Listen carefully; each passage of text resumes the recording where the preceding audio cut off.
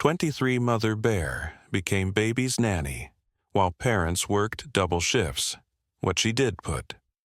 Everyone in tears. The first snow of winter had just begun to dust the mountain peaks when Jessica Brooks noticed something peculiar outside their cabin window. She was rushing through her morning routine, trying to gulp down lukewarm coffee while bouncing her 6-month-old daughter on her hip, when she saw them. Large paw prints circling their small wooden deck, fresh in the thin layer of snow. They were bigger than any dog's prints she'd ever seen, each one the size of a dinner plate, with distinctive claw marks that made her pause mid-sip. The baby, little Emma, gurgled happily, reaching for the window with her chubby fingers, completely unaware of her mother's sudden stillness. Jessica traced the path of the prints with her eyes, noting how they seemed to linger near the back door, then circle around to the nursery window before disappearing into the tree line that bordered their property. Living this far up the mountain meant wildlife was common. Deer often grazed in their small garden, and she'd heard coyotes calling in the distance on summer nights. But these prints were different. They had a deliberate quality to them, as if whatever had made them wasn't just passing through but had been studying their home. Michael had already left for his night shift at the mill when she'd woken up, his side of the bed cold for hours. They'd been living like this for 3 months now, ever since the mill had offered double pay for anyone willing to work the graveyard shift. With Jessica pulling 12-hour days at the hospital in town, they barely saw each other anymore, their lives reduced to hurried notes left on the kitchen counter and quick kisses in doorways. The money was necessary, though. The cabin needed a new roof before deep winter set in, and Emma's medical bills from her premature birth were still arriving in steady waves. They'd moved to this remote corner of the mountains 2 years ago, drawn by the affordable land and the promise of a simpler life. But simple didn't mean easy. The nearest neighbor was Mrs. Chen, a 70-year-old widow who lived a quarter-mile down the dirt road, and watched Emma during the overlap hours when both Jessica and Michael were at work. It wasn't ideal. Mrs. Chen had a tendency to doze off in her rocking chair, and more than once Jessica had come to pick up Emma, only to find both of them asleep, the baby contentedly napping in her bouncer while Mrs. Chen snored softly nearby. Jessica shifted Emma to her other hip and moved to the back door, peering through the frost-covered glass. The forest stood silent and still, pine trees heavy with snow creating a natural wall around their small clearing. She'd grown to love this isolation over time, the way the world seemed to shrink down to just their little family and the rhythms of the seasons. But this morning, something felt different. It wasn't threatening exactly, more like the feeling of being watched by curious eyes. She shook her head, attributing the sensation to exhaustion. 4 hours of sleep was becoming her norm, and she knew fatigue could play tricks on the mind. Emma began to fuss, her internal clock demanding breakfast, and Jessica turned away from the door, pushing thoughts of mysterious paw prints to the back of her mind. She had exactly 45 minutes to feed Emma, get her dressed, pack the diaper bag, and make the drive to Mrs. Chen's before her shift started. There wasn't time for mystery solving. The drive to Mrs. Chen's was treacherous that morning, the dirt road slick with fresh snow. Jessica's old sedan struggled up the steeper sections, tires spinning before finding purchase. Emma babbled from her car seat, conducting an animated conversation with her stuffed rabbit, blissfully unaware of her mother's white-knuckled grip on the steering wheel. Mrs. Chen was already waiting at the door when they arrived, wrapped in the same purple fleece robe she'd worn every morning since Jessica had known her.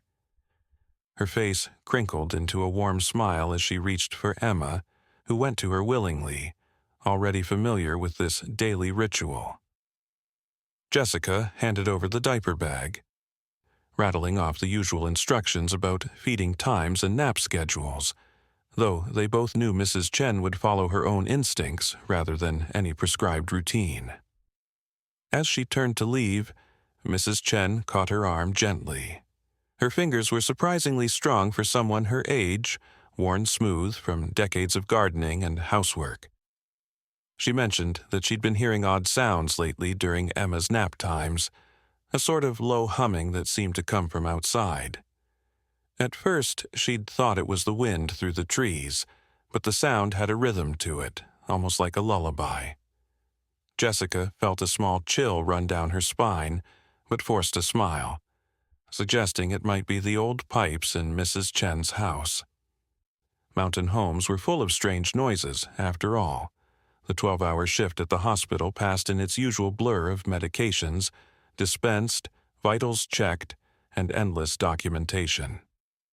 Jessica worked in the cardiac unit, where most of her patients were elderly, recovering from heart attacks or bypass surgeries. She loved the work, found meaning in the small comforts she could provide. An extra blanket for someone who was cold, sitting for a few minutes with a patient who was scared, explaining procedures in simple terms that eased anxiety. But today her mind kept drifting back to those paw prints. During her lunch break, eaten hastily in the break room, she pulled out her phone and searched for information about local wildlife. Black bears were common in the area, though they should have been hibernating by now. The prints had seemed too large even for a bear, but she couldn't think what else they might belong to. Her colleague, Avery Johnson, noticed her distraction and asked if everything was all right. Jessica found herself telling Avery about the prints, expecting her to laugh or offer a rational explanation. Instead, Avery grew thoughtful, mentioning that her grandmother, who'd lived in these mountains all her life, used to tell stories about bears that acted differently than others, bears that seemed to understand things they shouldn't. Jessica wanted to ask more, but their break ended, and they were pulled back into the constant motion of the hospital floor. By the time Jessica's shift ended, darkness had already fallen. The drive to Mrs. Chen's house felt longer in the dark, her headlights creating a tunnel of light through the pressing blackness of the forest. Emma was asleep when she arrived, curled up in the portable crib Mrs. Chen kept in her living room. Mrs. Chen was dozing in her chair nearby, a half-finished crossword puzzle in her lap.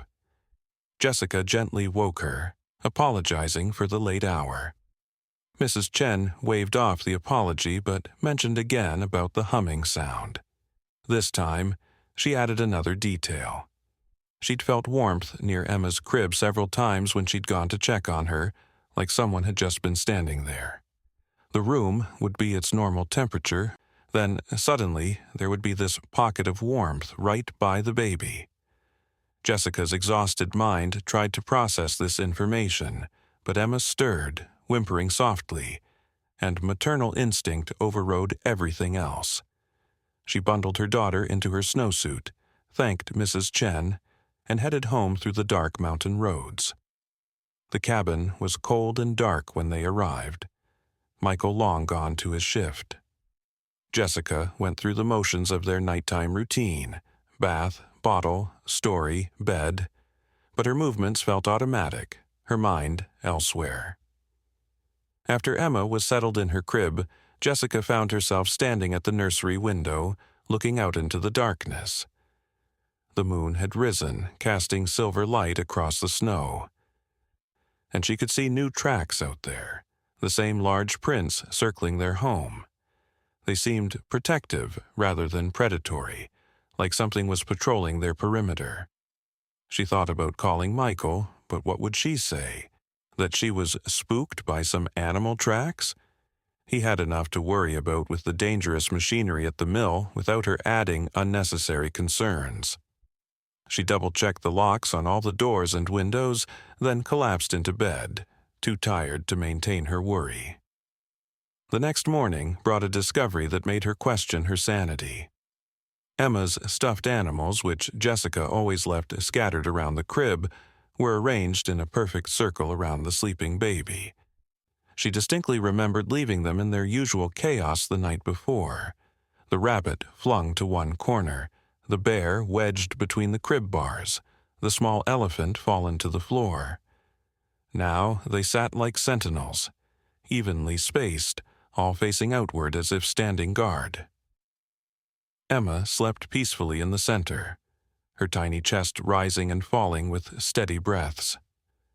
Jessica stood frozen in the doorway, her mind racing through possibilities. Could Michael have come home during a break and done this? But he would have woken her, would have at least left a note. Could she have done it herself in a sleep-deprived haze and forgotten? The thought was disturbing but not impossible, given her exhaustion levels. She approached the crib slowly, as if sudden movement might disturb whatever delicate balance had been created. Emma's cheeks were rosy with warmth, though the room itself was cool. There was that warmth Mrs. Chen had mentioned, a gentle heat that seemed to radiate from nowhere and everywhere at once. Over the following days, small mysteries continued to accumulate. Jessica would find Emma's blanket tucked in ways she never did, not just pulled up to her chin, but carefully arranged around her small body, the edges sealed against drafts. Once, she came home to find a small pile of perfect pine cones arranged on the deck near the back door, each one closed tight against the winter cold. Another time, Emma's bottle, which Jessica was certain she'd left empty in the sink before leaving for work, was washed and drying on the rack. She began to wonder if exhaustion was causing memory lapses, but the rational explanation felt increasingly hollow. Michael, when she finally mentioned some of the strange occurrences during one of their brief overlaps, admitted he'd noticed things too. Tools he'd left on the porch had been moved to more sheltered spots before rain. The woodpile, which had been haphazardly stacked, was now arranged with almost architectural precision. They stood together in their kitchen, speaking in hushed tones while Emma napped, both afraid to voice what they were really thinking, that something was watching over them, something that cared. Mrs. Chen, when gently questioned, revealed more. The humming she heard wasn't constant but seemed to respond to Emma's moods. When the baby fussed, the humming would grow louder, more insistent, until Emma calmed.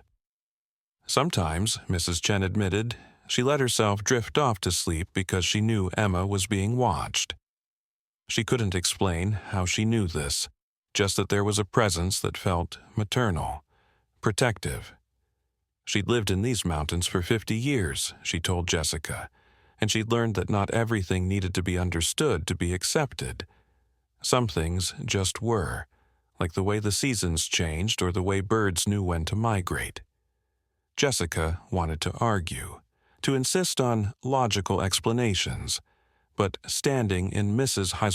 Chen's cozy living room, with its walls covered in photographs of grandchildren and shelves lined with well-worn books, she found her skepticism wavering. The breaking point came 2 weeks after the first paw prints appeared. Jessica had traded shifts with another nurse to have a morning off, planning to catch up on sleep while Emma was at Mrs. Chen's. But instead of sleeping, she found herself sitting at the kitchen table, staring at the back door. The rational part of her mind, the part trained in science and medicine, demanded investigation.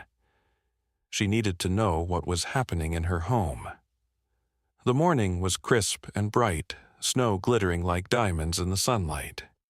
She bundled up in her warmest coat and ventured onto the deck, following the now familiar paw prints. They led to the back of the house, to a section where the wood siding had weathered poorly. There, she found something that made her heart skip. One of the boards was loose, creating a gap just large enough for something to peer through. The wood around it was smooth, worn down as if something had been pressing against it regularly. This gap looked directly into the small mudroom that connected to Emma's nursery. Jessica's hands trembled as she examined the area more closely. There were a few coarse, dark hairs caught on the rough edge of the wood. The snow beneath was compressed in a large oval shape, as if something heavy had been sitting there repeatedly. She thought of all the times she'd felt watched, all the mysterious arrangements and unexpected warmth. and suddenly the pieces began forming a picture she wasn't sure she was ready to see. Back inside, she stood in the mudroom, looking at the gap from the interior. It provided a clear view into Emma's room when the nursery door was open, which it usually was for airflow. Whatever had been watching could see the crib perfectly from this vantage point. The realization should have terrified her, should have sent her running to the phone to call the police or wildlife control. Instead, she felt an odd sense of calm. Whatever this presence was, it had had countless opportunities to harm them and hadn't. More than that, it seemed to be actively caring for Emma in its own strange way. That evening, Jessica made a decision that went against every logical thought in her head. She installed a small camera in the mudroom, one of those nanny cams disguised as a clock that she'd bought months ago but never used. She positioned it to capture both the gap in the wall and the entrance to the nursery. If something was coming into their home, she needed to see it, needed to understand what they were dealing with. She didn't tell Michael. He was stressed enough about a series of accidents at the mill that had everyone on edge. She didn't tell Mrs. Chen either, afraid the elderly woman might panic. This was something she needed to face alone, at least at first. That night, after putting Emma to bed, she sat in the living room with her laptop, watching the camera feed. Hours passed with nothing but the occasional shadow moving past the gap. She was about to give up, exhaustion pulling at her eyelids when she saw it. The shape that appeared at the gap was massive, blocking out the moonlight that had been streaming through. At first, Jessica couldn't process what she was seeing. It was too large, too impossible. Then the creature shifted, and she saw the distinctive shape of a bear's head, but this was no ordinary bear. Even through the grainy camera feed, she could see the intelligence in its eyes as it peered through the gap. The bear didn't try to enter, didn't even push at the loose board. It simply watched, its dark eyes fixed on the doorway to Emma's room. Jessica's heart hammered in her chest, but she forced herself to keep watching. The bear settled into what seemed to be a familiar position, its bulk creating that oval depression she'd seen in the snow. And then, soft enough that the camera barely picked it up, came the humming. It was a low, rhythmic sound, almost like a purr, but deeper, more melodic. It was the sound Mrs. Chen had been hearing, the lullaby that helped Emma sleep. The bear stayed for exactly 3 hours, the same amount of time that both Jessica and Michael were gone during their shift overlap. It never tried to enter, never did anything threatening. It simply watched and hummed. A guardian in the darkness. When car headlights flashed in the distance, Michael returning from his shift, the bear rose smoothly and melted back into the forest, leaving only the compressed snow as evidence of its vigil. Jessica sat staring at the laptop screen, her worldview fundamentally altered. She replayed the footage, watching the bear's gentle vigilance, the way it had perked up when Emma had cried briefly around midnight, the humming intensifying until the baby settled. This wasn't just a bear passing by their home. This was something else entirely, something that challenged everything she thought she knew about the boundaries between wild and domestic, animal and human. The next morning, Jessica called in sick to work, something she rarely did. She needed time to process what she'd seen, to decide what to do with this impossible knowledge. Emma seemed particularly content that morning, babbling happily in her high chair as Jessica mechanically spooned cereal into her mouth. Outside, fresh snow had covered the bear's tracks, as if nature itself was keeping the secret. Jessica found herself at the computer, researching everything she could about bear behavior. Most of what she read confirmed what she already knew. Bears were typically solitary, would be hibernating by now, and while they might investigate human homes for food, they didn't exhibit the kind of behavior she'd witnessed. But then she found older stories. folklore from indigenous peoples who had lived in these mountains for thousands of years. Stories about spirit bears, about animals that bridged worlds, about creatures that could carry human souls or guard sacred spaces. She read about bears that had lost cubs, sometimes exhibiting unusual behavior, seeking comfort in strange places. As she researched, a memory surfaced from early autumn before the first frost. She'd been walking with Emma in the baby carrier, taking one of the trails behind their property, when they'd come across a heartbreaking scene. A mother bear stood over two cubs that had clearly been hit by a vehicle and dragged into the woods. The mother bear had looked up at Jessica, and for a moment their eyes had met. There had been such profound grief in those dark eyes that Jessica had felt tears spring to her own. She'd backed away slowly, giving the grieving mother space, but the image had haunted her for weeks. Now, looking at the grainy footage of the bear at their home, she wondered if it could be the same one. The size seemed right, and there was something about the way it moved, a slight favoring of the left side, that seemed familiar. The sound of a car engine broke her reverie. Michael was home early, something that almost never happened. Jessica quickly closed the laptop, not ready to share what she'd discovered. He looked exhausted, dark circles under his eyes telling the story of too many dangerous nights at the mill.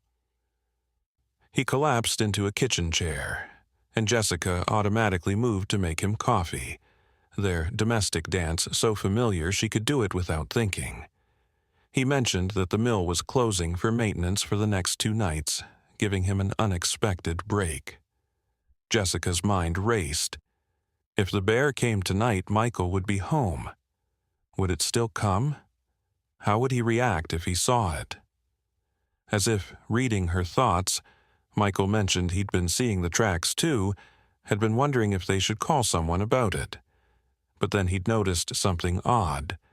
Their woodpile, which had been depleting steadily, seemed to have been supplemented. Someone, or something, had been adding split logs to their stack, always the right size for their wood stove. That evening, instead of going to bed early to take advantage of his night off, Michael suggested they stay up together, something they hadn't done in months.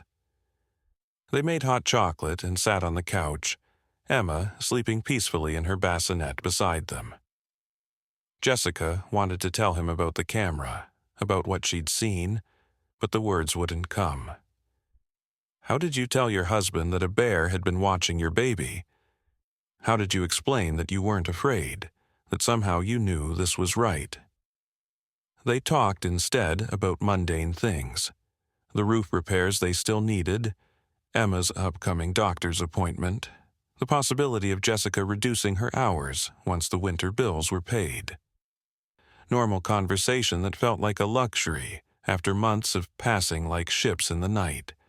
But underneath the normalcy, Jessica kept glancing at the clock, wondering if the bear would come, if it would sense Michael's presence and stay away. At 11 o'clock, just as Jessica was starting to think the bear wouldn't appear, they heard it. A soft scratching at the back door, so gentle it could have been wind-blown branches. Michael tensed, but Jessica put a hand on his arm, surprising herself with her calmness. She led him to the mudroom, where they could peer through the interior door without being seen. There, illuminated by moonlight, was the bear. It was sitting on the deck, not trying to enter, just sitting like a dog waiting to be let in. In its mouth, it carried something, a bundle of winter berries, the kind that grew wild on the mountain and were prized for their sweetness. The bear set them down carefully on the doormat, then moved to its usual spot by the gap in the wall. Michael's hand found Jessica's in the darkness, gripping tight. She could feel his disbelief, his awe, matching her own from the night before. They watched as the bear settled into its vigilant pose, those intelligent eyes fixed on Emma's room. The humming began almost immediately, louder than Jessica had heard on the recording. It filled the small mudroom with sound, a vibration they could feel in their chests. Emma, who had been stirring in her sleep, settled immediately, her tiny face relaxing into peaceful dreams. Michael made a small sound, something between a gasp and a sob, and Jessica knew he understood. This wasn't a threat, this was a mother, grieving and lost, who had found purpose in protecting another's child.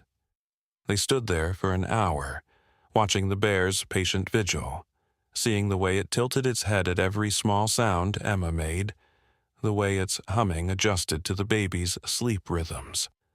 When Michael whispered that they should document this, that no one would believe them otherwise, Jessica showed him the camera she'd installed, the hours of footage she'd already collected. They spent the rest of the night reviewing it together, marveling at the impossibility of what was happening in their home. The next morning, with Michael home and able to watch Emma, Jessica drove to the library in town. She needed more information, needed to understand what they were dealing with. The librarian, an elderly woman named Lily Morgan, who'd lived in the mountains her entire life, didn't seem surprised when Jessica carefully asked about bears exhibiting unusual behavior. She led Jessica to a section of local history and folklore, pulling out hand-bound journals and photocopied pages from even older texts. There were dozens of stories, going back generations, about bears that acted as guardians, about connections formed between human families and wild creatures. Lily told her own story, about her grandmother who'd been saved as a child by a bear that fought off a mountain lion. The bear had stayed near their cabin for months afterward, watching over the children as they played. These things happened, Lily said matter-of-factly, more often than people in the modern world wanted to admit. The mountains had their own rules, their own magic, and sometimes that magic took the form of unexpected protectors. Armed with this knowledge, Jessica felt a shift in her perspective. She stopped seeing the bear's presence as a problem to be solved and started seeing it as a gift to be honored. That evening, she and Michael made a decision.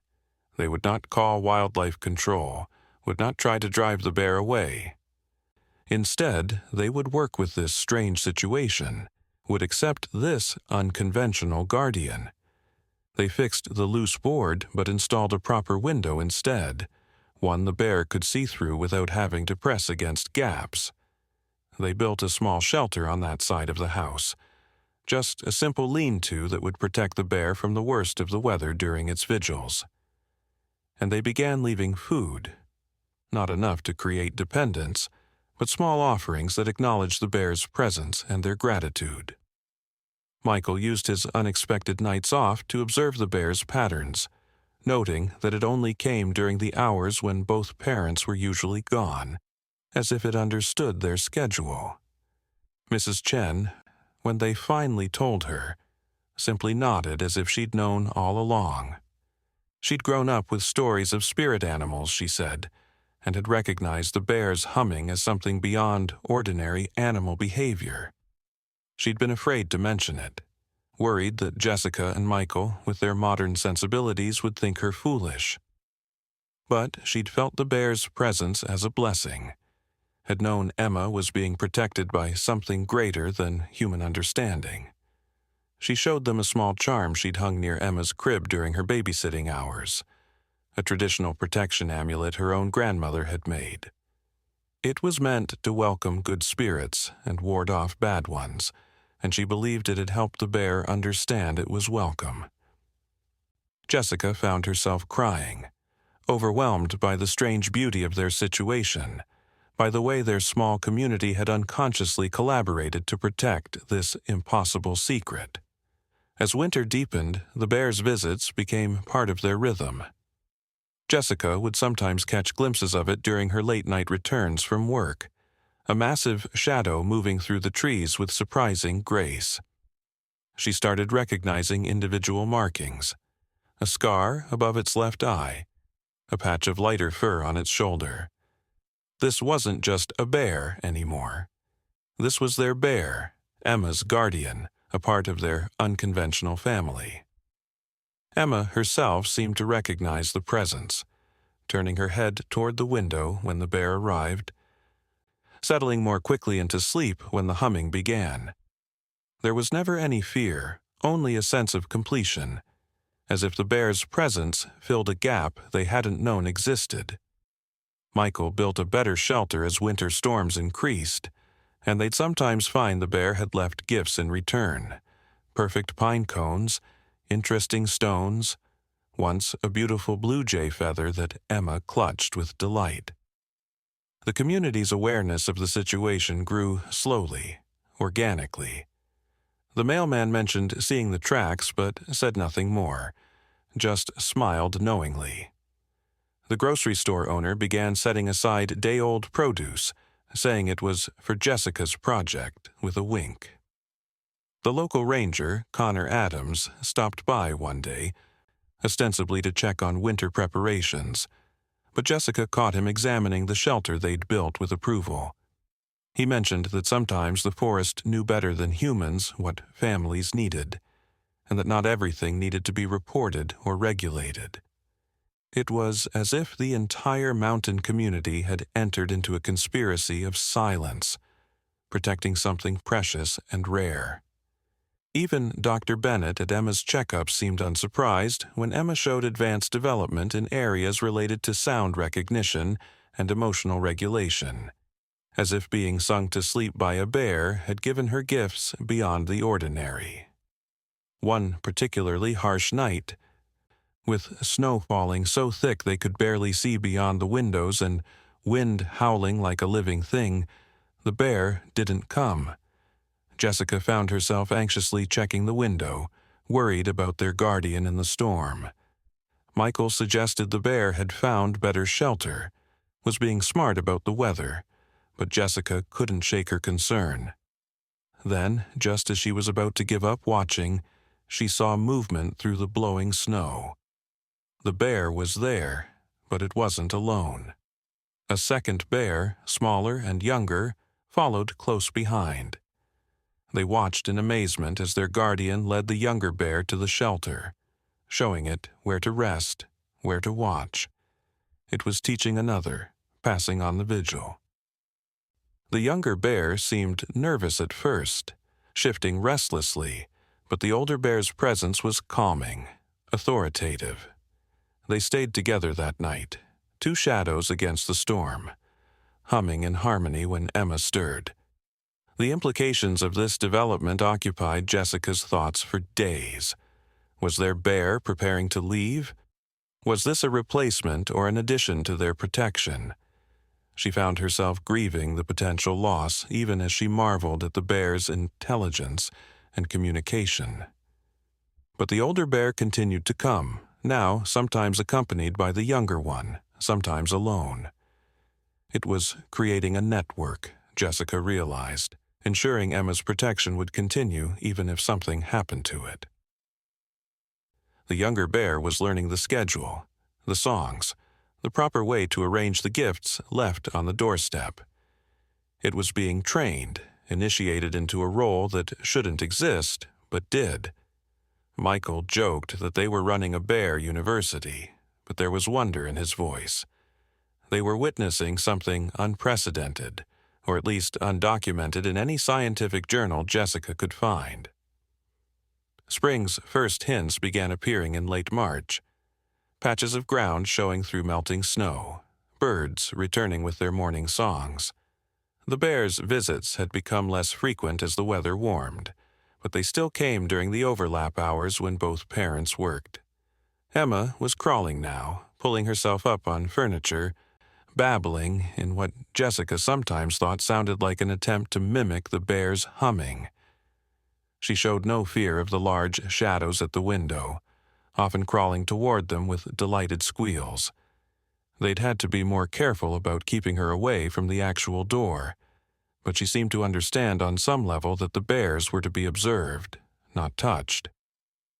The younger bear had grown more confident, sometimes coming alone now, maintaining the vigil with the same dedication as its mentor. Then came the morning that changed everything once again. Jessica was preparing for work. Michael already gone to his shift when she heard a different sound at the back door. Not the usual gentle scratch, but something more insistent. She approached cautiously, peering through the window they'd installed for the bear's viewing. Their guardian was there, but its posture was different. Alert, almost formal. Behind it, barely visible in the dawn light, were two small shapes. Cubs, tiny and perfect, their eyes bright with curiosity. The bear had had cubs again, new life to replace what had been lost. Jessica's hand flew to her mouth, tears springing to her eyes. The bear met her gaze through the glass, and in that moment Jessica understood. This was an introduction, a presentation. The bear was showing her its new family, sharing its joy. The cubs were playful, tumbling over each other, investigating the deck with boundless curiosity. Their mother watched indulgently but kept them from straying too far. When one cub became too adventurous, approaching the door, she gently herded it back with her massive paw. Emma had woken from the commotion and was standing in her crib, visible through the doorway. She pointed at the window, babbling excitedly. The bear cubs seemed to notice her, tilting their heads in unison at this small human creature. For a magical moment they all existed in perfect harmony. The bear mother with her new cubs, Jessica with Emma, two families connected by loss and love and the strange magic of the mountains. The visit was brief, the bear soon leading her cubs back into the forest. But the message was clear, the cycle was complete. What had begun with grief had transformed into new life. Over the following weeks, the bear's visits changed in nature. She still came during the overlap hours, but now it was more of a social call than a vigil. Sometimes she brought the cubs, who would play on the deck while she rested nearby. Sometimes she came alone, as if needing a break from maternal duties. The younger bear she'd been training took over the primary watching duties, having learned its role perfectly. It was as if their bear was transitioning from guardian to neighbor, from protector to friend. Jessica and Michael adapted to this new dynamic, leaving different offerings, toys for the cubs made from natural materials, special treats for the mother. They documented everything, not for proof or science, but for Emma, so she would have a record of this impossible, beautiful chapter of her childhood. Mrs. Chen passed away peacefully in her sleep in early May, just as the wildflowers began blooming across the mountainsides. At her funeral, her daughter mentioned finding journals where Mrs. Chen had written about the bears, about Emma, about the magic she'd witnessed in her final months. She'd written that watching over Emma and being part of the bear's story had given her purpose and joy in her last season of life. She'd felt honored to be trusted with such a secret, to be part of something larger than the ordinary world. Her daughter gave Jessica one of the journals, filled with observations and sketches of the bears, poems about the humming, and pressed flowers from the offerings left on the deck. It was a treasure, a validation of everything they'd experienced. The last time Jessica saw their original guardian bear was on a perfect June morning. The bear appeared at dawn, alone, moving with the same grace despite its massive size. It didn't go to the shelter or the window. Instead, it stood in the middle of their small yard, facing the house. Jessica, holding Emma, stepped onto the deck. The bear looked at them for a long moment, and Jessica could swear she saw acknowledgement in those dark eyes, maybe even gratitude. Then it turned and walked into the forest. Not hurried, not afraid. Just finished with this chapter of its story.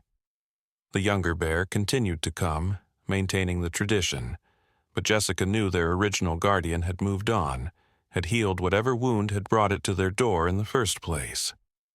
Michael found Jessica crying on the deck that evening, Emma playing at her feet. She couldn't explain why the bear's departure hurt so much when she'd known it was temporary, had always known the bear belonged to the forest, not to them. Michael held her as she grieved this strange loss, this friend she'd never touched, but who had changed their lives profoundly. He reminded her that the bear had given them something precious, not just protection for Emma, but a new way of seeing the world. They'd learned that the boundaries between human and nature were more fluid than they'd believed, that love and care could transcend species, that magic still existed in hidden corners of the world. Emma would grow up knowing this, would carry this truth with her always. Years later, when Emma was old enough to understand, they would tell her the whole story.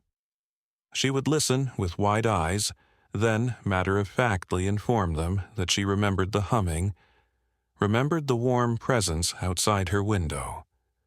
She would grow up to be a wildlife biologist, dedicated to understanding and protecting the mysterious connections between humans and animals.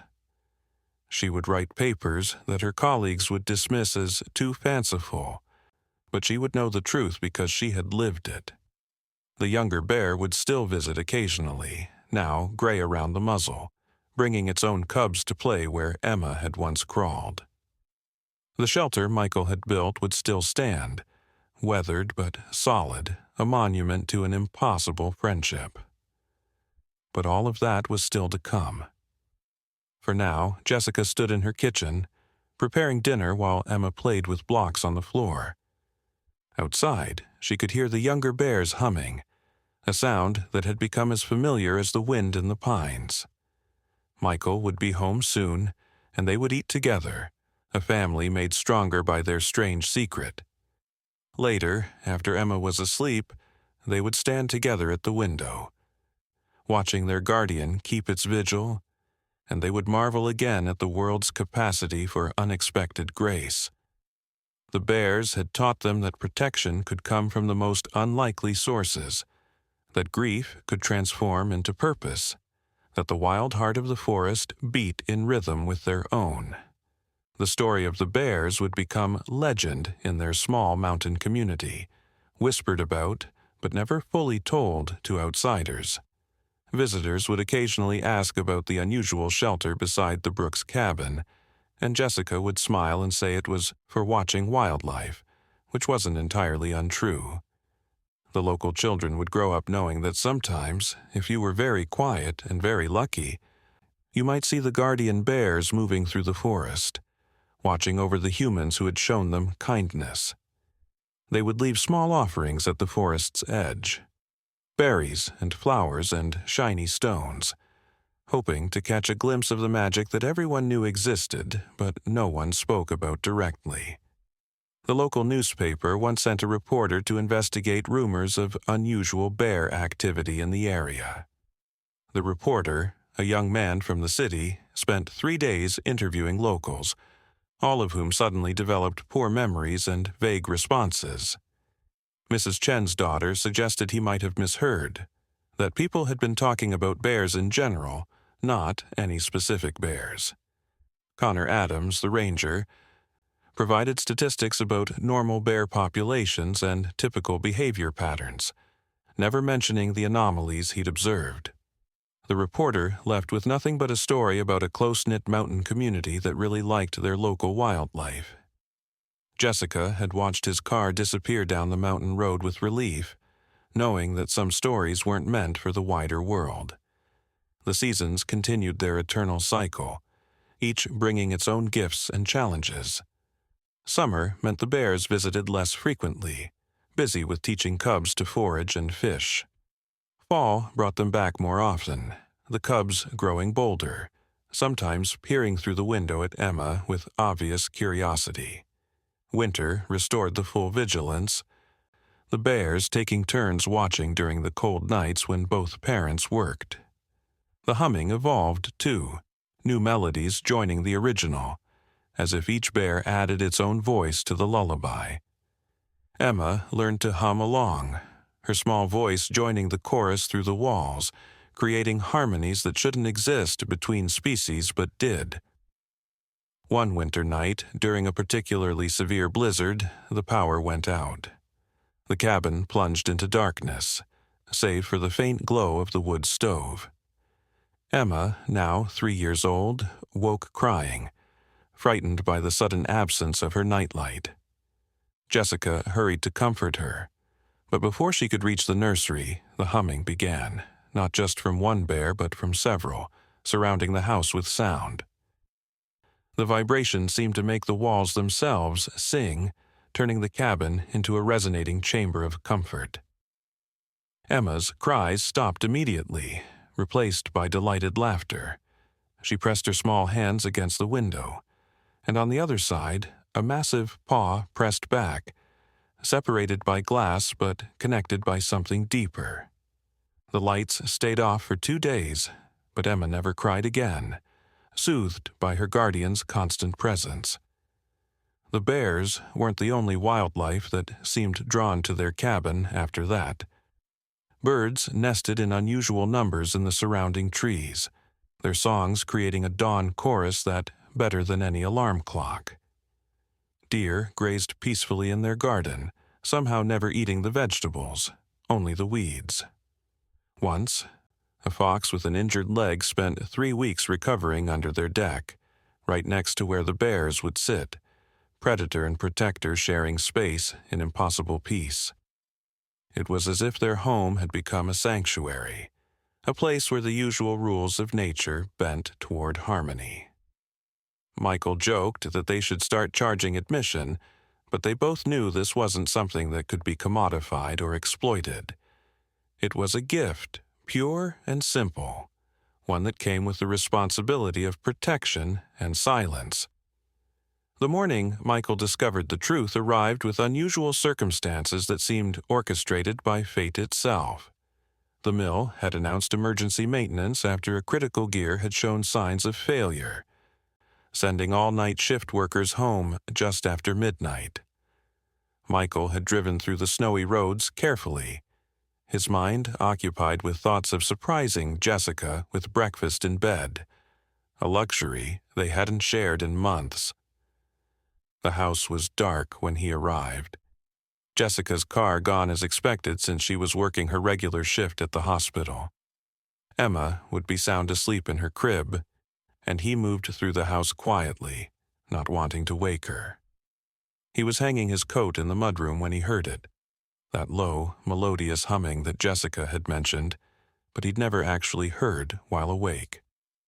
His first instinct was to investigate, but something made him pause, made him move slowly and deliberately rather than rushing toward the sound. Through the window they'd installed for the bear's viewing, he saw a sight that would forever change his understanding of the world. The massive bear, the one whose tracks he'd been seeing for months, sat directly outside Emma's window. But it wasn't just sitting. It was engaged in what could only be described as active childcare. Emma's favorite stuffed rabbit had somehow fallen from the crib and lay on the floor near the window. The bear was using a stick, carefully maneuvered through a gap under the window, to push the toy back toward the crib. The concentration on the bear's face was absolute, its movements precise and deliberate. When the rabbit was finally within reach of where Emma might find it upon waking, the bear set down the stick and resumed its humming, a sound that seemed to vibrate through the very foundations of the house. Michael stood frozen, his rational mind struggling to process what his eyes were seeing. This wasn't just an animal following instinct. This was conscious, deliberate care from a wild creature toward a human child. He watched for nearly an hour, observing behaviors that no wildlife documentary had ever captured. When Emma stirred in her sleep, making small distressed sounds, the bear's humming would intensify and shift in pitch, almost like a mother adjusting her lullaby to soothe a restless baby. When a branch cracked in the forest, the bear's head snapped toward the sound, its body tensing into a protective stance until it determined there was no threat. It was standing guard, Michael realized, not just watching, but actively protecting. He thought of all the nights he'd been at the mill, Jessica at the hospital, both of them worried about leaving Emma even with Mrs. Chen, and all along this guardian had been here. The emotion that washed over him was overwhelming. Gratitude, wonder, and a humble recognition that they had been blessed by something beyond ordinary understanding. He found himself sliding down the wall to sit on the floor, tears streaming down his face as he continued to watch this impossible, beautiful scene. When the bear finally departed just before dawn, moving away with the same silent grace it had arrived with, Michael remained seated on the floor, trying to make sense of what he'd witnessed. He thought about calling Jessica, but what would he say over the phone that wouldn't sound insane? Instead, he made coffee and waited, checking on Emma, who was sleeping peacefully, the stuffed rabbit clutched in her tiny arms exactly where the bear had managed to place it. When Jessica arrived home at 7:30, exhausted from her night shift, she found Michael sitting at the kitchen table with 2 cups of coffee and a look on his face she'd never seen before. He told her everything, the words tumbling out in a rush, and she listened without interruption. When he finished, she simply reached across the table and took his hand, then told him about the camera, about the footage she'd been collecting, about her own journey from disbelief to acceptance. They sat together as the morning sun filled their kitchen, 2 people bound together not just by marriage and parenthood, but now by a shared secret that defied explanation.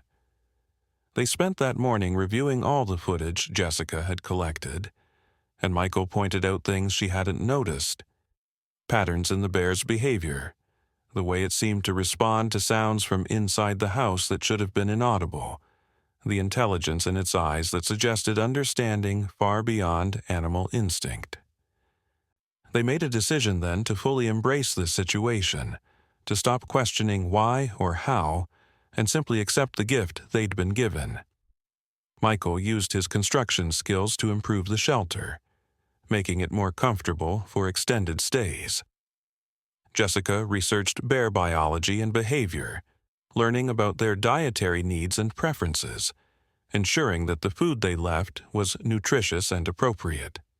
They began documenting everything more systematically, not with the intention of ever sharing it publicly, but as a record for Emma, for when she was old enough to understand that her childhood had been touched by magic. The community's unspoken acceptance of the situation became more apparent as spring arrived. Logan Carter, who ran the local hardware store, mentioned to Michael that he had some extra lumber that might be useful for that project behind your house, refusing payment with a knowing smile. Savannah Reed, who worked at the grocery store, began setting aside produce that was perfectly good but couldn't be sold due to minor imperfections, mentioning to Jessica that it might be useful for composting. Even the town's mayor, who stopped by ostensibly to discuss road maintenance, made oblique references to the importance of protecting what made their community special.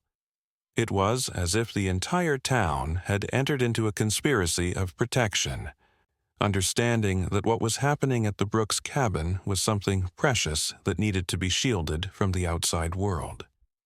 This collective silence wasn't born from fear, but from reverence, a shared understanding that some mysteries were meant to be preserved, not exposed. The relationship between the bears and Emma continued to evolve in ways that challenged everything Jessica and Michael thought they knew about interspecies interaction.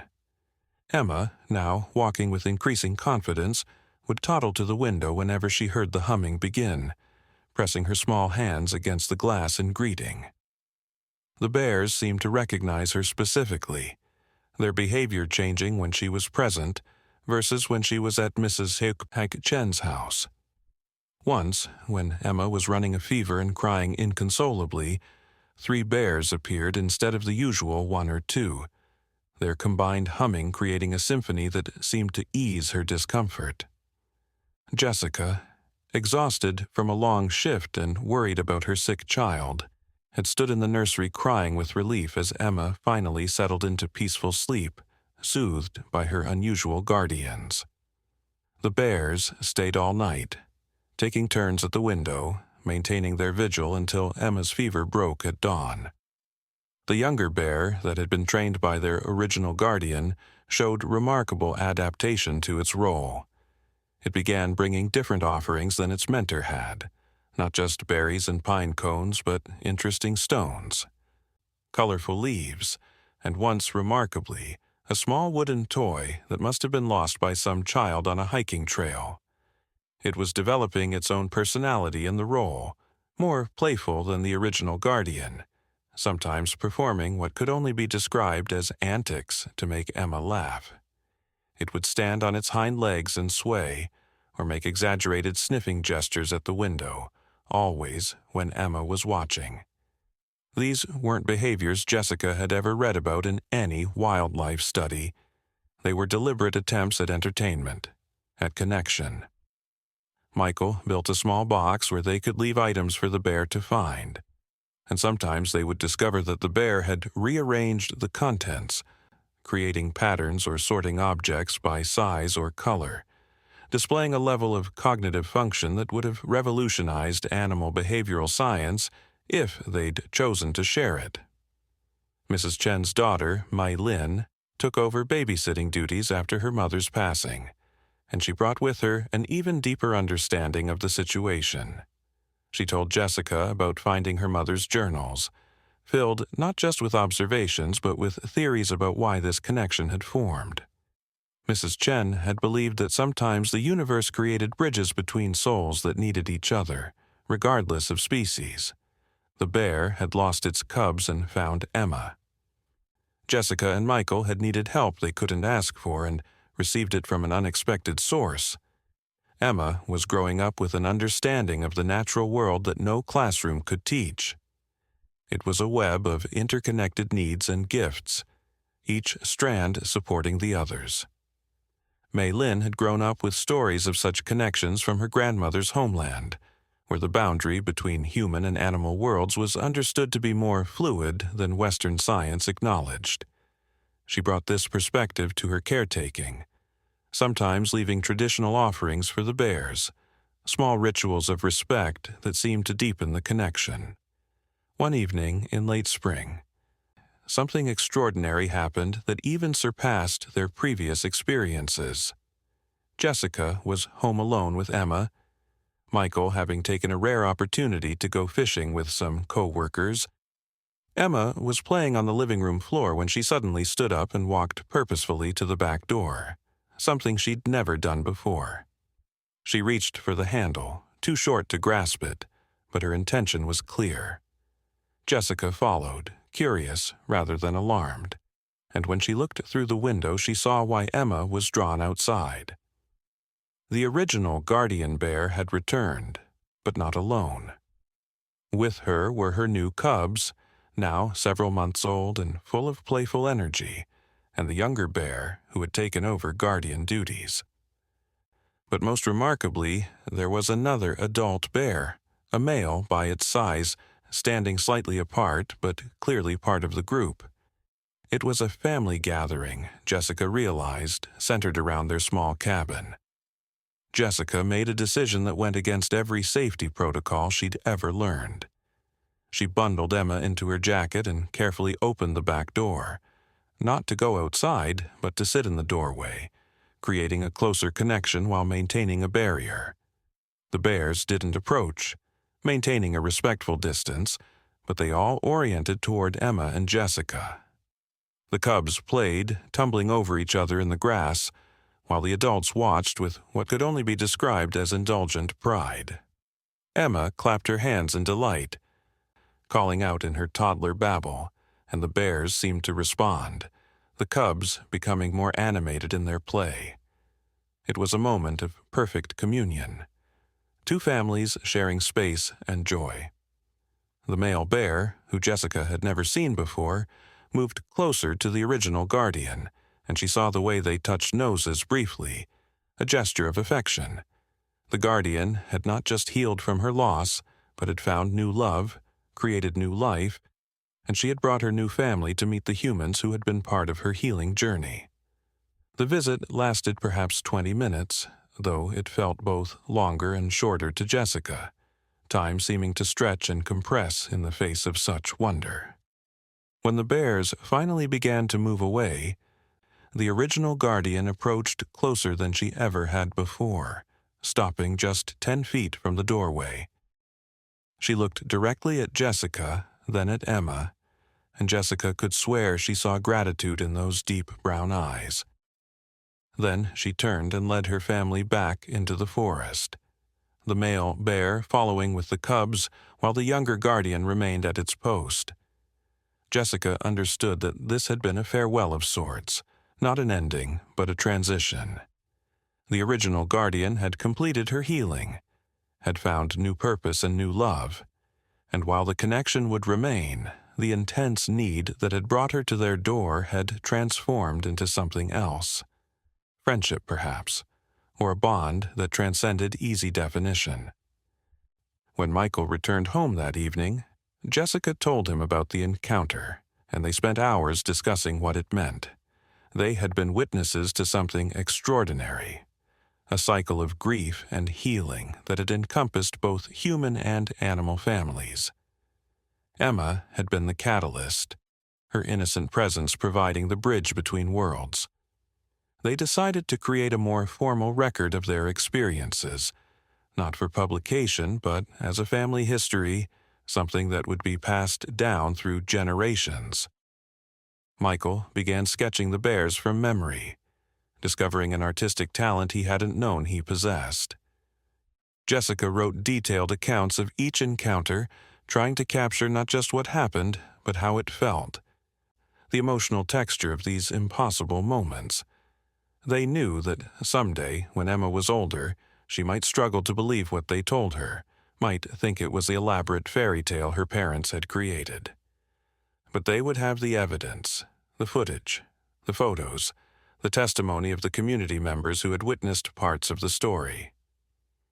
The summer brought new developments in their unusual relationship with the bears. The younger guardian had apparently taken a mate, and by July, she appeared with a single cub of her own. This cub seemed particularly fascinated by Emma, often pressing its small nose against the window when she was near, mimicking her movements in a way that made both children, human and ursine, giggle in their respective ways.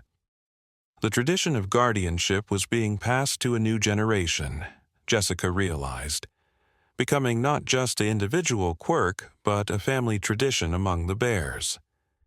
She wondered what would happen when Emma grew older, whether the connection would fade or evolve. Would the bears recognize her as an adult? Would their cubs remember the human child who had been part of their earliest memories? These questions had no answers. Only time would tell. But Jessica found herself hoping that the bond would endure, that Emma would grow up with bears watching over her major life moments, just as they watched over her sleep now. Michael's relationship with the bears had developed its own unique character.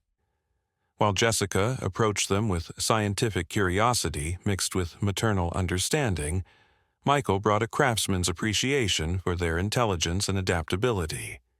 He began creating puzzles and enrichment toys, leaving them in the shelter to see how the bears would interact with them. The results were astounding. The bears solved complex problems, figured out multi-step processes to access treats, and even seemed to improve the designs, repositioning elements to work more efficiently. One evening, he found that a bear had used his tools, actual tools he'd left outside, to modify the shelter, adding supports where the structure was weakest. It was purposeful engineering from a creature that shouldn't have understood such concepts. He started leaving more complex challenges, and the bears rose to meet each one, displaying problem-solving abilities that would have astounded the scientific community. The local veterinarian, Dr. Sarah Mitchell, had become an unofficial consultant to their situation. When one of the cubs appeared with a limp, she provided advice on natural remedies that could be added to the food they left out. When the older guardian seemed to be moving more slowly with age, she suggested supplements that might help with joint pain. She never asked to examine the bears directly, understanding that the relationship was built on respect for boundaries. But she provided support from a distance. She told Jessica once that in 40 years of practicing veterinary medicine, she had seen many remarkable bonds between humans and animals, but nothing quite like this. It had restored her sense of wonder, she said, reminded her why she had become a vet in the first place, because animals were capable of so much more than most humans realized. She kept their secret, of course, but Jessica could see how it had changed her, made her approach all her animal patients with renewed respect for their intelligence and emotional capacity. One autumn evening, as the leaves turned gold and crimson on the mountainsides, something happened that would become one of Jessica's most treasured memories. Emma had been fussing all day, cutting new teeth and unable to find comfort. Nothing Jessica or Michael tried seemed to help. Not teething rings, not cold washcloths, not the usual songs and stories. As darkness fell and Emma's cries intensified, Jessica was near tears herself, exhausted and feeling helpless. Then the humming began, but different this time, not just one or two bears, but what sounded like a dozen or more. Jessica carried Emma to the window and gasped at what she saw. The entire extended bear family had gathered. The original guardian with her new cubs, the younger guardian with her cub, the male bears that were their mates, and several others Jessica had never seen before. They were arranged in a semicircle around the back of the house, all humming in harmony, creating a sound that seemed to make the very air vibrate with comfort. Emma's cries stopped almost immediately, her little body relaxing in Jessica's arms as she listened to the symphony of her protectors. The bears continued for nearly an hour, their song rising and falling in waves, sometimes soft as a whisper, sometimes deep and resonant like distant thunder. Other forest creatures seemed drawn to the sound. Deer stood at the edge of the clearing, owls perched in nearby trees. Even a fox sat quietly at the forest's edge, all participating in this moment of communal comfort. Jessica felt Michael's arms wrap around her from behind, the three of them standing together as witnesses to something that transcended ordinary reality. When the bears finally finished, departing one by one back into the forest, Emma was deeply asleep, her face peaceful and content. The house felt different afterward, charged with an energy that lingered for days, as if the bears' song had left an invisible blessing on their home. The story of that night spread through the community in whispers and half-told tales. People who lived miles away claimed they had heard something on the wind, a sound that had made them stop whatever they were doing and listen. Some said it had healed old griefs, others that it had given them the best night's sleep of their lives. The local priest, Father Thomas, gave a sermon about angels taking many forms, never directly mentioning the bears but speaking with a knowing look in Jessica and Michael's direction. The event became part of the town's folklore, the night the forest sang, though newcomers were never told the full truth, only that sometimes if you listened carefully on autumn nights, you might hear something magical in the mountains. As winter approached once again, marking nearly a year since the first paw prints had appeared, Jessica reflected on how profoundly their lives had changed. They were the same family in the same cabin, but everything was different. Emma was walking confidently now, talking in 2- and 3-word sentences, and her favorite phrase was "bear friend," which she said while pointing at the window every evening. She showed no fear of any animals, approaching the world with a confidence that came from knowing she was protected. Michael had changed too, the stress lines around his eyes softening, his connection to the land and its creatures deepening in ways that influenced everything from how he worked to how he saw their future. He talked about maybe leaving the mill, starting a conservation organization, finding ways to protect the forest that had given them so much. Jessica found herself thinking differently about her work at the hospital, seeing the connections between all living things. Understanding healing as something that transcended species boundaries. The bears had taught them about resilience, about how grief could transform into purpose, about the connections that exist between all living things when artificial barriers are removed. They had learned that the world was far more magical than they had been taught to believe, that intelligence and emotion existed in forms they had never imagined, that love could cross any boundary when it was pure and necessary. Emma would grow up knowing these truths in her bones, carrying them forward into a world that desperately needed such wisdom. The bears had given them more than protection. They had given them a new way of seeing, of being in the world. One snowy December morning, Jessica found something that made her cry with wonder and gratitude. Outside the back door, arranged in a perfect circle in the fresh snow, were paw prints of various sizes, large and small, adult and cub. In the center of the circle, protected from the wind, was a small pile of objects: a perfect pine cone, several beautiful stones, a blue feather, and remarkably, a small wooden carving that looked like it might be a bear, though who could have made it was a mystery. It was an offering, she realized, a gift from the bears to mark the anniversary of their first meeting. She called Michael and Emma to see, and they stood together in the doorway, looking at this testament to a friendship that shouldn't exist, but did. Emma clapped her hands and called out, "Thank you, bear friends," in her clear child's voice, and from the forest came an answering hum, soft and warm, a promise that the guardianship would continue. The local newspaper ran a feature that winter about the mysterious decrease in wildlife-human conflicts in their area. Bears that should have been raiding garbage cans weren't. Deer that typically destroyed gardens seemed to avoid them. Predators and prey seemed to coexist with unusual peace. The reporter, the same one who had investigated the bear rumors the previous year, couldn't explain it, finally concluding that perhaps some communities just had better karma than others. Jessica and Michael read the article together, smiling at how close and yet how far the reporter was from the truth. The real story was so much more extraordinary. It wasn't about karma, but about connection, about what happened when humans and animals recognized each other as family rather than as separate species competing for resources. Mai Lin had become not just Emma's babysitter, but a keeper of the story in her own right. She had started a journal like her mother's, documenting the bear's visits, Emma's development, the way the two seemed intertwined. She noted that Emma was developing unusual abilities.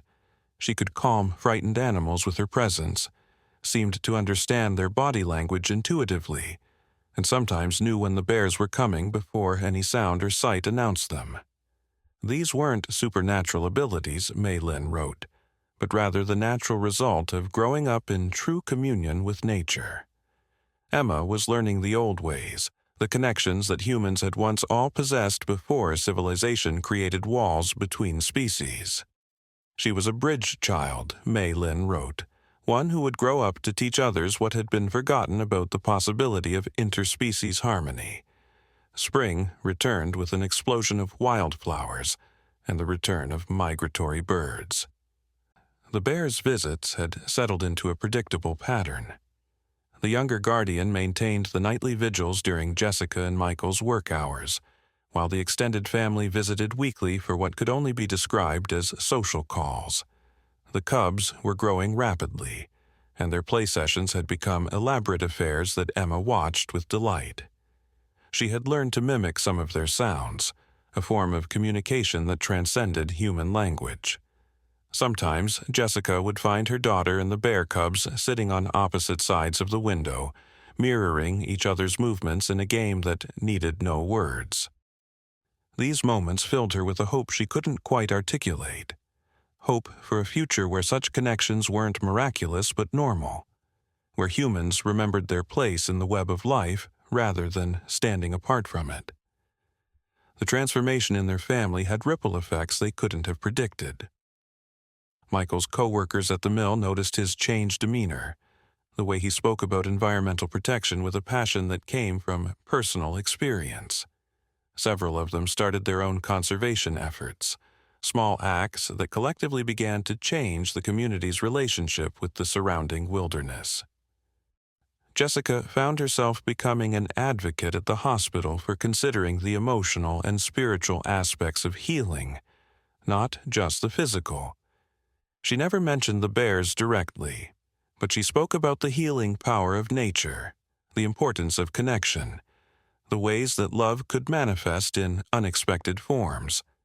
Her patients responded to something in her voice, a certainty that came from lived experience rather than theory.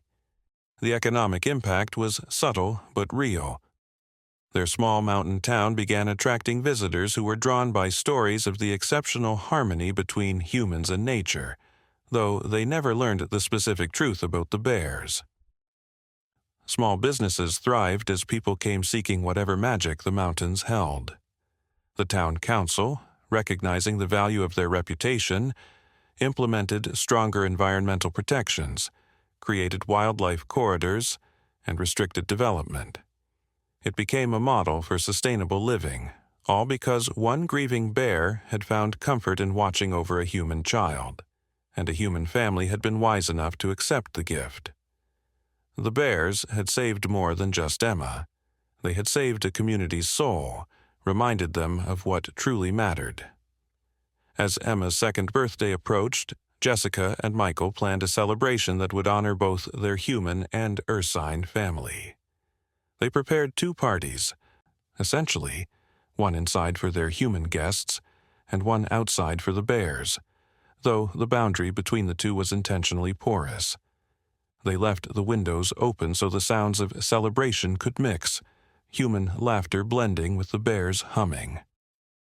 Emma, in her birthday dress, spent as much time at the window as she did with her human guests, showing her toys to the bear cubs who watched with apparent fascination. When it came time to blow out the candles, the bears hummed in what sounded remarkably like the birthday song, causing all the human guests to fall silent in wonder.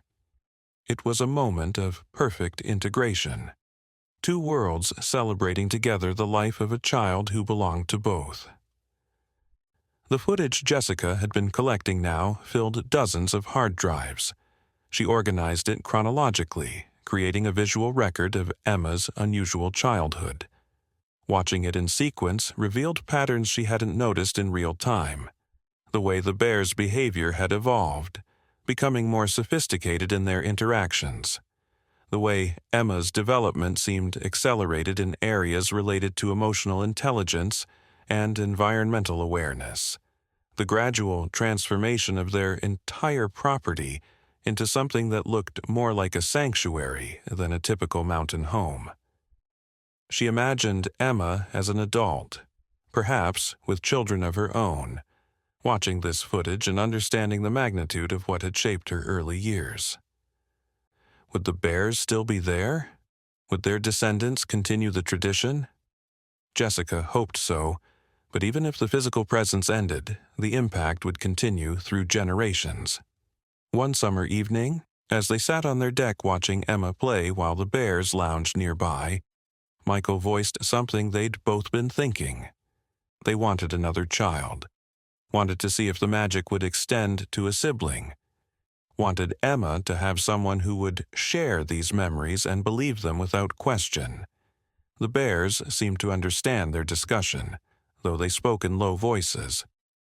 The original guardian, now elderly but still visiting occasionally, approached closer than usual, fixing Jessica with that penetrating gaze.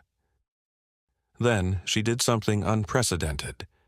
She stood on her hind legs and placed one massive paw against her chest, over her heart, then gestured toward Jessica. It was a blessing. Jessica understood immediately. a promise that the guardianship would extend to any children they brought into the world. The bear settled back down and began humming a new song, one they'd never heard before, that seemed to speak of continuity, of futures yet unwritten, of bonds that would outlast all of them. The seasons continued their eternal dance, each one bringing new wonders. The bear cubs grew into juveniles, gangly and playful, their antics becoming more elaborate as they competed for Emma's attention and laughter. The younger guardian had another cub, and the tradition of guardianship was clearly being passed down, becoming instinctual in this particular family line. Scientists would have been fascinated by this behavioral evolution, but Jessica and Michael guarded the secret carefully, understanding that exposure would destroy what they had. The magic existed precisely because it was allowed to unfold naturally, without interference or study. They were participants, not observers, in something that transcended scientific understanding. The night before Emma's 3rd birthday, something extraordinary happened that would become the cornerstone of family legend. Jessica woke to find Emma's bed empty, the back door open, small footprints in the snow leading outside. Her first instinct was panic, but then she heard it. Emma's laughter mixing with the bear's humming. She grabbed Michael and they rushed outside to find Emma sitting in the snow, surrounded by the entire bear family. She was completely safe, the bears maintaining a respectful distance, but she was clearly part of their circle. She was humming with them, her small voice weaving through their deeper tones, creating a harmony that made the air itself seem to shimmer. The bears were teaching her their song, Jessica realized, formally inducting her into their family. Jessica and Michael stood at the doorway, not interfering, understanding they were witnessing something sacred. When Emma finally toddled back to them, she was glowing with happiness, saying, "Bear friends, teach Emma song." It was the longest sentence she'd ever spoken, as if the experience had unlocked something in her ability to communicate. After that night, Emma's connection to the bears deepened even further. She would sometimes hum their songs throughout the day, and when she did, birds would gather, butterflies would circle her, and even the family cat would come sit beside her, purring in rhythm. It was as if she had learned a universal language, one that spoke directly to the consciousness that existed in all living things. Jessica documented these moments, understanding that Emma was becoming something unique, not superhuman, but perhaps more fully human than most people ever got to be, connected to the natural world in the way their ancestors had been before civilization created the illusion of separation. She would grow up to be a bridge between worlds, carrying forward the lesson the bears had taught them all, that love, protection, and family transcended the boundaries humans had created, that the heart recognized kin regardless of form. As autumn painted the mountains in shades of gold and crimson once again, Jessica discovered she was pregnant. The news filled their small cabin with joy, but also with curiosity about how the bears would react. Would they accept another child? Would the guardianship extend naturally, or would it need to be earned again? They needn't have worried. The bears seemed to know before Jessica even began showing, their behavior becoming even more protective. The younger guardian began spending more time at the shelter, and new bears appeared, as if the news had spread through the forest that the human family was growing. Emma talked constantly to the baby, telling stories about the bear friends who would watch over the new sibling, promising to teach them the special songs. The bears would often hum more softly when Jessica sat outside, their songs taking on a lullaby quality that seemed designed for the growing life within her. The community's protection of their secret had become even more organized. When a wildlife documentary crew expressed interest in filming in the area, they were politely but firmly redirected to other locations. When a university researcher wanted to study the unusual bear behavior patterns in the region, they found that no locals would cooperate, all claiming ignorance of anything unusual. The town had developed a sophisticated system of misdirection, protecting the Brooks family and the bears without ever explicitly acknowledging what they were protecting. It had become part of the town's identity, this shared secret that bonded them all. They were guardians of the guardians, understanding that some miracles needed human protection to survive in the modern world. Winter arrived with a fierce storm that lasted 3 days, snow piling up higher than anyone could remember. The bears didn't come during the worst of it, and Jessica found herself worrying about them constantly. Emma stood at the window for hours, humming their songs as if calling them home. On the third night, when the storm finally began to clear, they heard it. Not just humming, but something that sounded like singing, actual melodic singing,